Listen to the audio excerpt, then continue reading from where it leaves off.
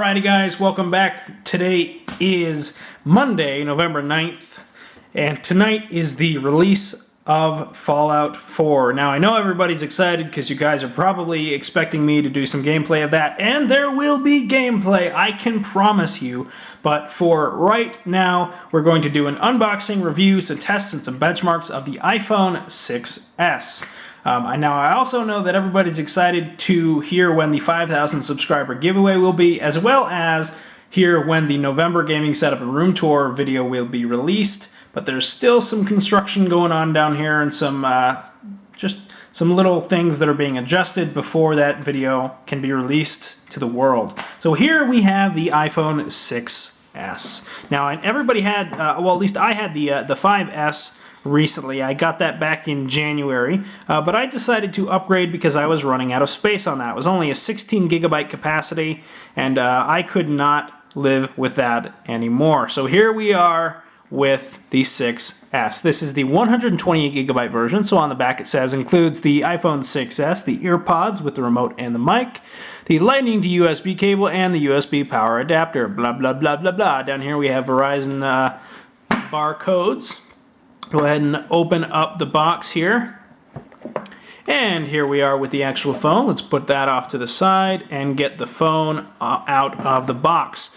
We'll go into the hardware of the phone in just a little bit, but inside the box we have the little usual kind of phone frame that will hold it in place. I actually had a little cutout hole for the camera. And on the inside we do have the earpods, the wall outlet, and then the charger I'm already using, so it's not in here. But it does come with the phone, I can assure you.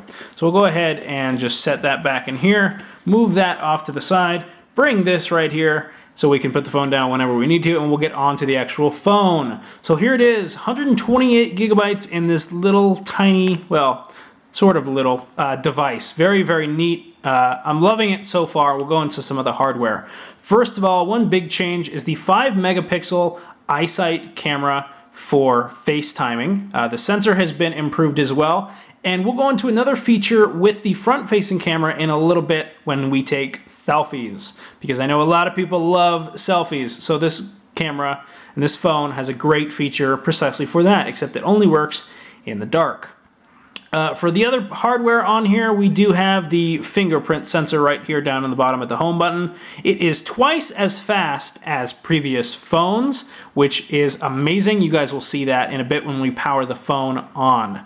Now for the back, we do have, of course, the Apple logo, as well as the iPhone S. I believe the S, it looks a little out of place, but I don't mind it too much. The white and the gold looks very nice, actually.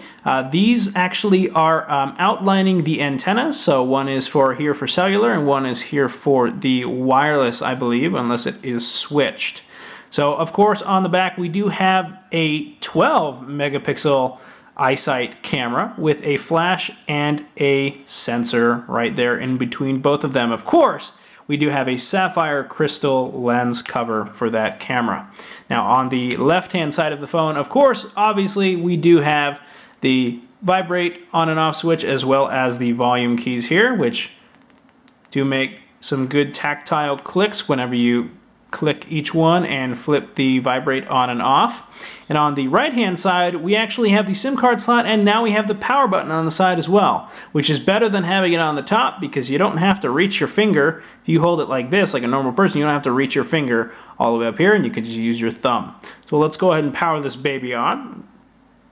This baby has a 4.7 inch HD Retina display with an A9 Apple processor running at 1.85, or it's either 1.8 or 1.9 gigahertz, which is amazing. It's almost a 2 gigahertz processor in this little tiny phone, which is just amazing. So here is the actual phone. Of course, I can't use my fingerprint, so I'm going to go ahead and enter my code here so it can boot up.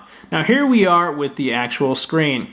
Now first of all, I'm going to show you guys the brand new fingerprint sensor.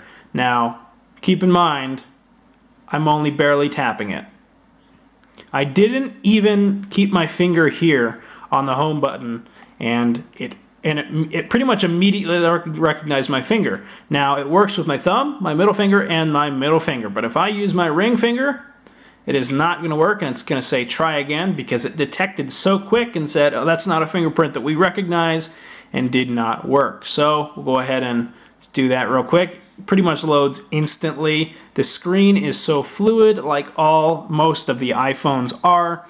And we'll go ahead and do something very new here with 3D Touch. Now 3D Touch is essentially a different, it's more of a harder push onto the screen. So if I wanted to go to camera, I would normally tap it to open it. And I can, of course, use that and close it. I'll close everything out that's open here. But 3D Touch allows me to hold like this. Oh, maybe not. Let's try that again. Press a little bit harder, you'll feel a little bit of vibrate in the back, and it will give you the options to take a selfie, record video, record slow-mo, or take a photo. So, of course, I'm going to want to take a selfie. Now, it's automatically going to come to the front camera mode, which I think is awesome. The camera quality looks really great for the 5-megapixel front. Hello, you can see everything in the background. You can see the camera, you can see the new tripod. That is why I have not been able to make videos, is because I did not have a tripod, and now I have one. So let's go to video. Go ahead and flip to the other camera now. The camera records in a very solid 30 FPS, unless you switch over to the slow-mo, in which case you can go 1080p at 60 FPS or 720p at 240 FPS, so for super slow-mo. Of course, we do have a time-lapse option on the camera, which I'm not going to demonstrate. Square, which essentially just changes the viewing angle of the camera, and then panorama, which can actually have a total size or resolution of 64 megapixels. So ultra, ultra, ultra clear panoramas with this phone. Now, oops, go ahead and go back to the camera here. And we'll just go back over to photo so we can exit. Actually, we'll stay in here because there's actually one more little feature. First of all, this camera actually has auto HDR now. So if there's something that we want to turn in, of course, we can do on or off or auto. Right now it's on auto, which is really, really sweet. Of course, we do have the face detection with the front-facing camera like we always have. So let me see if that'll, let me go ahead and enable that. Let's see if I pop my face out here. You see that? Nope, you don't see that. See if I... The little yellow box that kind of appears. No, it doesn't look. My face is buried behind the camera, so it's not going to work. But we'll go ahead and go back.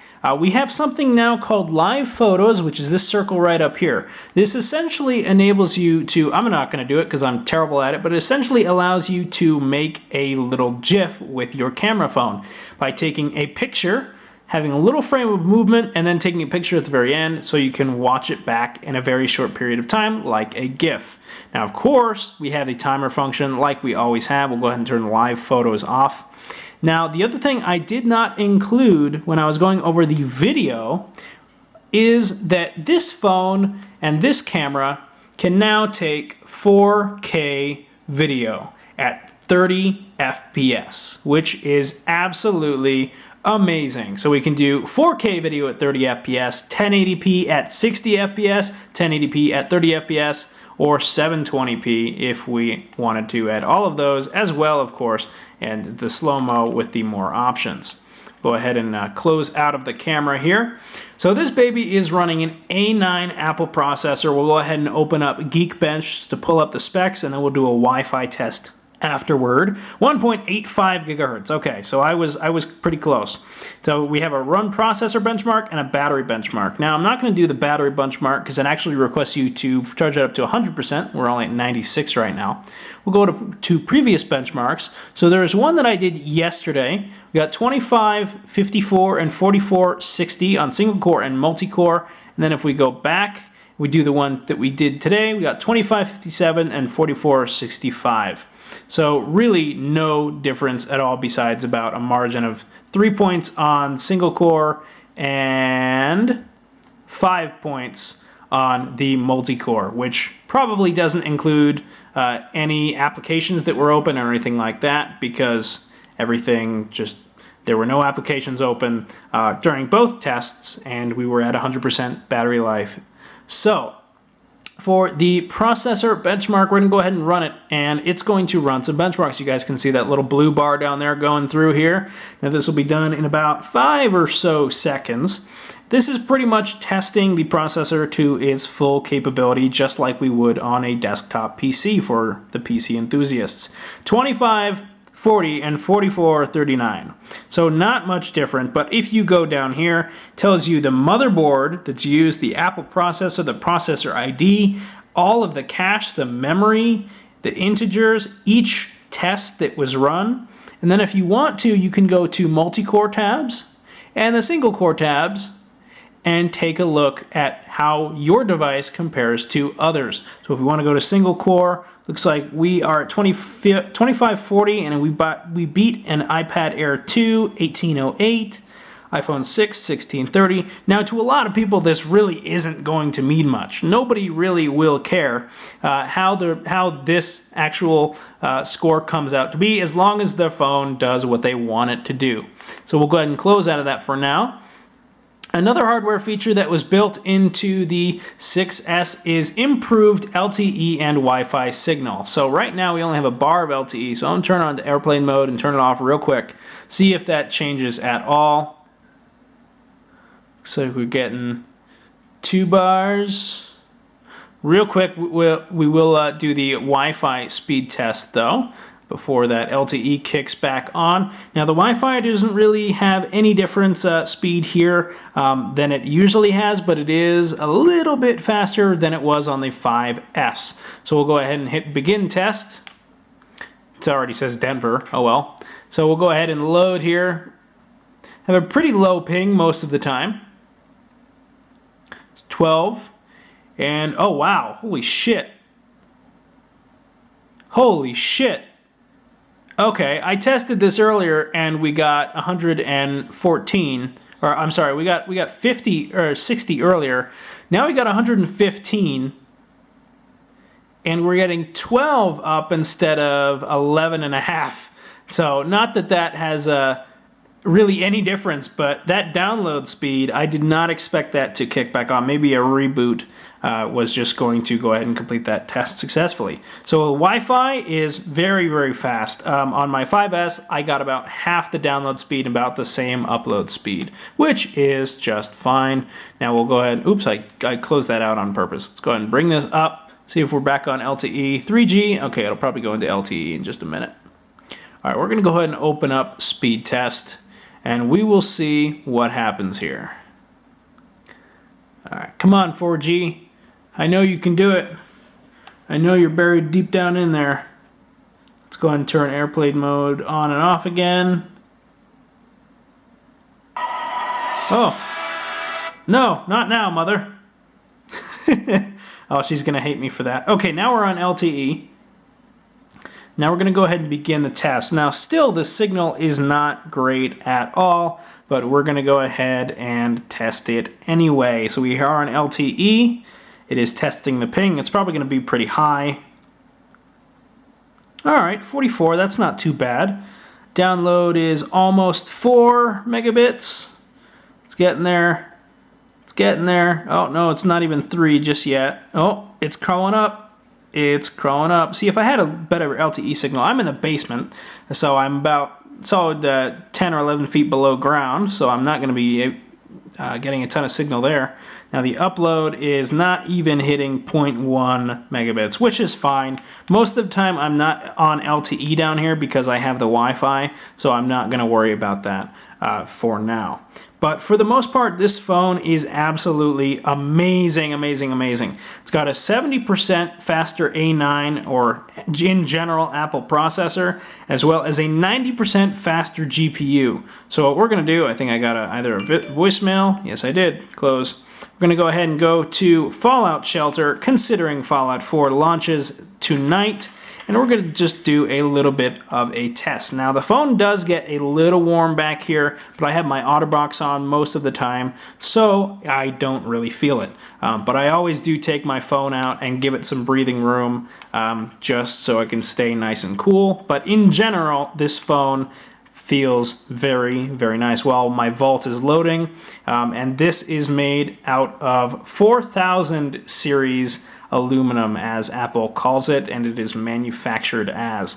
As for the bend gate, I was a little skeptical about getting this phone because of that theory, although I realize that I'm going to have a case on it most of the time, and it's not going to be in my pocket flat, so I'm not worried about it. And most of the time, most other tests have been shown to prove that this doesn't bend very easily. So here we are in the vault. Oh, two people are making love. So let's go ahead and zoom out. Yes, my vault is in terrible, it's in just a huge disarray right now. That is solely because of the fact that I'm moving rooms around. So here you can see all the storage. Ooh, all right. Well, they're kind of, they just want money, man. I mean, I have bought lunch boxes before, but there was just a little bit of stutter there. Now, on the other phone, there was a lot of stutter after playing for a long period of time. On this phone, I've been on the vault at about, probably about every 30 minutes for about 30 minutes. And the frame rate has always been very smooth, moving up, around, moving to each room. Let's go ahead and see if we can find a room to rush. So let's go ahead and go, let's see, let's go down here to the power room, go ahead and rush these bastards. And usually, if it failed or if it succeeded, it would pop up and a little bit of lag would appear. Of course, you guys can see that everybody's very unhappy because everybody's irradiated because we don't have any water right now. So there's a lot of work to be done on here. But other than that, this phone does an absolutely amazing job with the graphics. If you zoom in, you can just look around and you can see that nothing looks too pixelated or anything like that. It looks just sharp enough. So we'll go ahead and close out of shelter for now.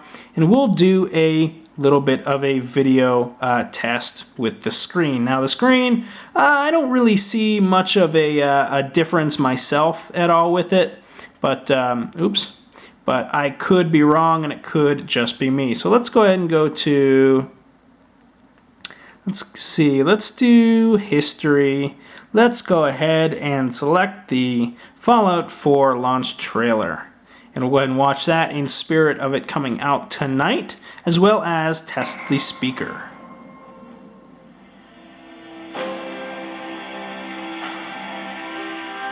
Everything can change in an instant. Microphone. Whether or not you're ready. Headphone jack. Lightning. This speaker. wasn't the world I wanted, but it was the one I found myself in. This time I'm ready. Because I know war. War never changes. I have a question. The only question that matters. Would you risk your life for your fellow man, even if that man is a synth? Beneath the Commonwealth, there is a cancer, known as the Institute. A malignant growth that needs to be cut before it infects the surface. They're the real enemy. Not the Raiders. Not the super mutants. Not even those tools over in Diamond City. Don't shoot! I swear, I'm not a synth. For God's sakes, we're family! This is ridiculous. I want the truth, McDonough.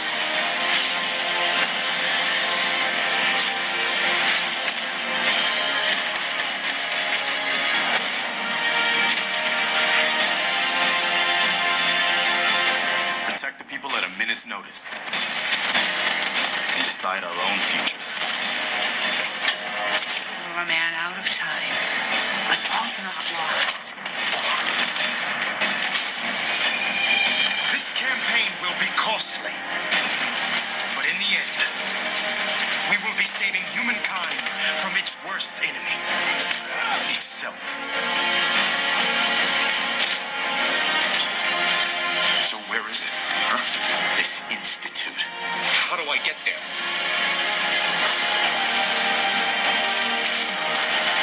Haven't you been paying attention? You don't find the Institute. The Institute finds you.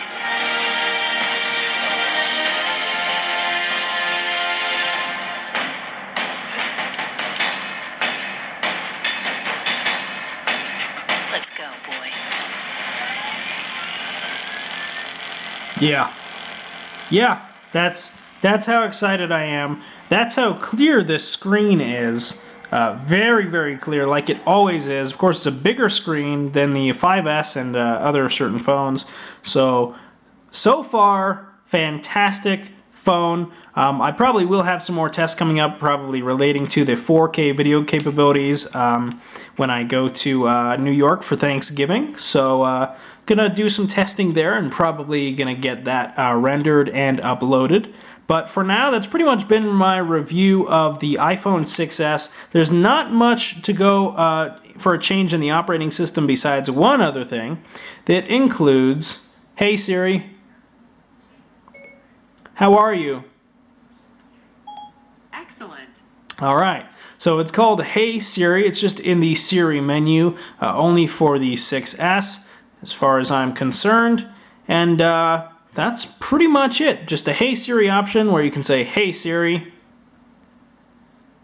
or not in a full sentence, and then she will recognize your voice with the dictation that is, in my opinion, very improved from other generations of this iPhone, and it's much, much better. Of course, 128 gigs, so lots of space for apps, lots of space for music, photos, especially because that 4K, that does take up a lot of space. And that's pretty much it for this review. So thank you guys so much for watching. If you did watch this video, please be patient. I do have some stuff coming up very soon. I did not die. I am still around and perfectly in good health and enjoying life very, very much. So thanks again for watching, guys.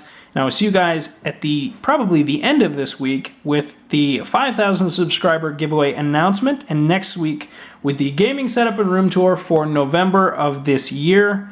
And there are some other pretty cool things to come, including some reviews from some companies. So thank you guys again for watching. Like, comment, and subscribe if you haven't already. And I will see you guys in the next one. And if you guys have an iPhone 6s, tell me what you think of it, because I think it's fantastic so far. And if you guys have any problems with it or found anything wrong with anything, any bugs, any hardware issues, let me know, because I will be more than happy to hear what you guys have to say about this phone if you own it as well. So again, I will see you guys in the next one.